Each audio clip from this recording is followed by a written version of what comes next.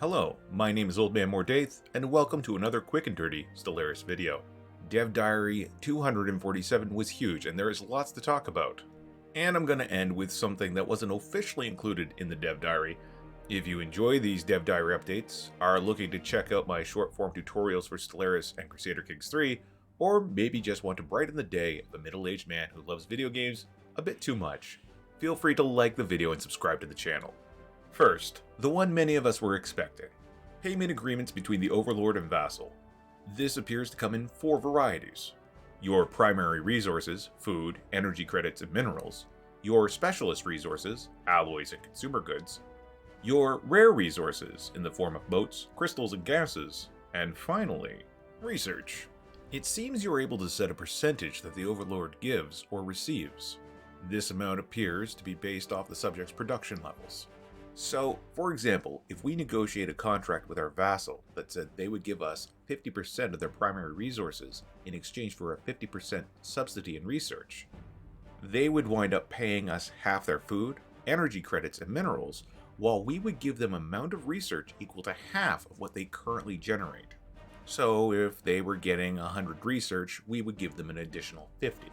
This contract method will allow very unique relationships between vassals and overlords, and even a chance to play favorites or punish unruly folks for bad behavior. So in addition to the mechanics being really solid, I am just thrilled for the roleplay possibilities. The diplomatic rights of the vassals are what I want to talk about next. I think I may have actually cheered out loud when I read this part.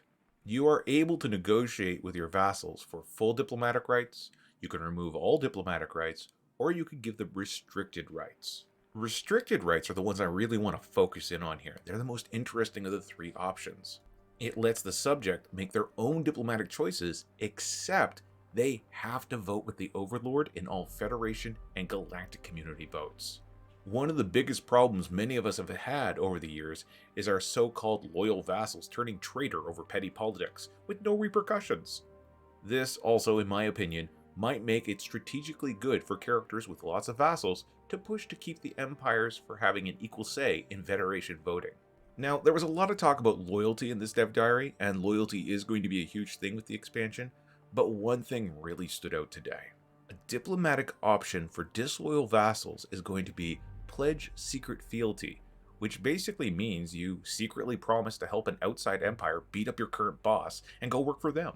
I'm really curious to see if a single outside force could attract several vassals of the same Overlord. And if the war is then triggered, will all the disloyal vassals join in the fray?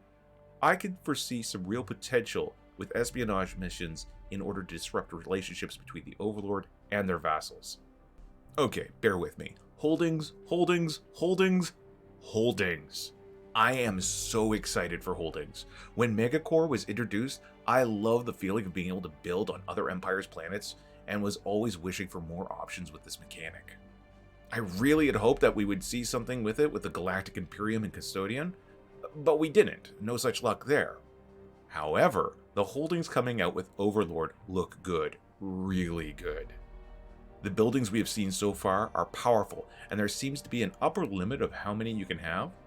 These limits seem to be vassal by vassal and are a negotiable term.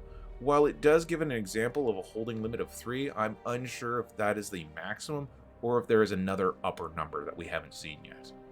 Holdings look like they're not just going to be strategically good or add just a lot of roleplay options, but you're going to get special buildings for civics and origins as well.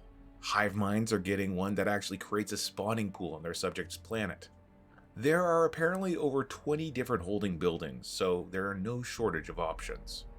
Finally, this little snippet came from Eladrin's response to a question in the forums. Username Wise Strategist asked, "Do you think you could add the ability for us to build habitats and gateways in our vassals' space?" To which Eladrin responded, "Yes, in the case of gateways and redacted." So, toss out for a second whatever the heck redacted is going to be. Building gateways in vassal territories is a goddamn game changer. Being able to connect our smaller, weaker minions to the gateway network to allow for rapid response to threats is something we've wanted as a community for a long time. So, there you have it, my highlights of Dev Diary 247. Thanks for listening, and see you all next time.